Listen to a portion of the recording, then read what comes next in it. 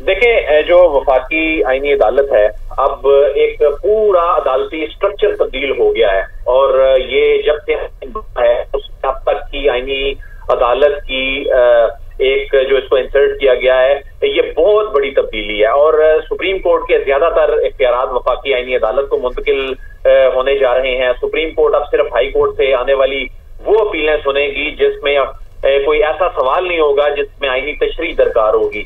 अवामी अहमियत के वो मामला जहां पर बुनियादी हकूक का मामला होगा, ये अब वफाकी आईनी अदालत के इख्तियार में होगा और हाई कोर्ट के वो फैसले जिनमें आइन की तशरीह का सवाल होगा, ये भी अब वफाकी आईनी अदालत के पास आएगा और किसी कानूनी सवाल पे सदर मुमलिकत को अगर आईनी राय मांगनी होगी तो ये काम भी अब वफाकी आईनी अदालत ही करेगी। इसके अलावा जो जजेस के ट्रांसफर का मामला है, उसमें पावर चली गई है जुडिशल कमीशन ऑफ पाकिस्तान को और जुडिशल कमीशन में उन हाई कोर्ट के चीफ जस्टिस साहिबान शामिल होंगे जहां से जज का तबादला हो रहा होगा और जिस अदालत में वो जज साहब जा रहे होंगे। और हाई कोर्ट के जो जजेस की सीनियरिटी है उसकी उससे जांची जाएगी और अपने तबादले को तस्लीम ना करने वाले जो जज साहब होंगे उनके खिलाफ सुप्रीम जुडिशल काउंसिल में रेफरेंस दायर होगा और उन्हें तबादला तस्लीम ना करने की वजूहात देना होंगी और सुप्रीम जुडिशल काउंसिल के फैसले तक जज साहब को काम से रोक दिया जाएगा। एक और अहम तरीन तरमीम आइन के आर्टिकल 243 से मुतल्लिक है जो कि कमांड ऑफ आर्म्ड फोर्सेस से मुतल्लिक है। उसमें आम तरमीम की गई हैं। इसमें भी कुल 8 तरमीम 243 में कुल 8 तरमीम मुतारिफ कराई गई हैं, जिसके मुताबिक चीफ ऑफ आर्मी स्टाफ जो है ये चीफ ऑफ डिफेंस फोर्सेस भी होंगे, यानी चीफ ऑफ आर्मी स्टाफ तमाम मुसल्लह अफवाज के सरबराह होंगे।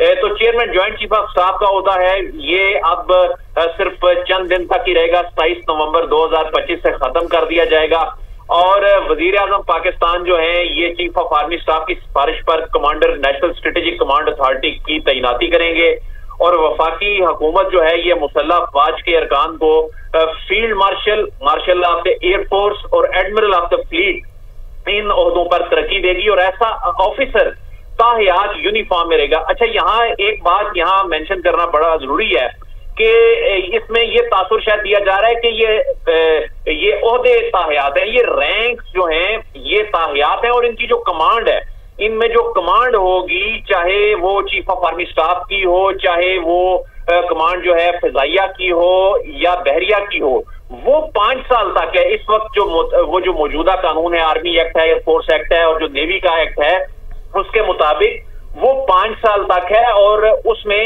अगर हुकूमत ये समझती है कि उनमें तोसी देनी है तो उसका वो हुकूमत का इख्तियार है।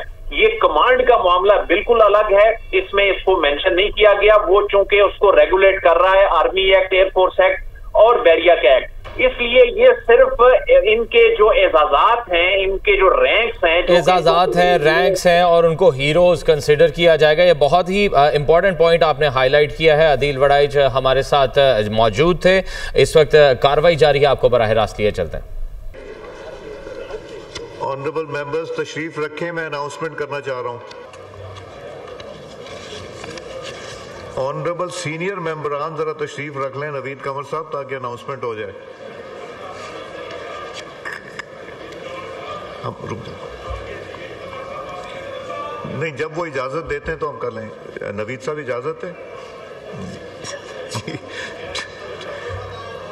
234 members cast their votes for ayes.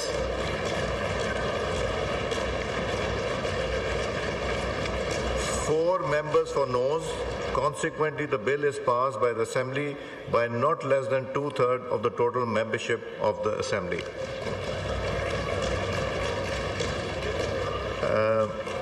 Law Minister साहब जी, प्राइम मिनिस्टर साहब। मेरा तो ख्याल है सर, एक तो सबको मुबारक हो और कायदे अवाम को मुबारकबाद भी पेश करते हैं हम, और ये वक्त जो है कायदे अवाम के बोलने के सर, हम तो पहले जो बिल की पैसेज थी उस पर आगे आए तो honourable prime minister of Pakistan.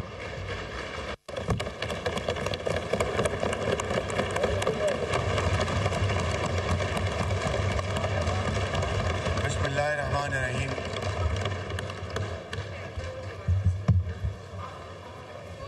इंतहाई काबिल एहतराम जनाब स्पीकर, मैं आपका शुक्रिया अदा करता हूं कि आपने मुझे मौका दिया। आज इस ऐवान ने जो बड़ी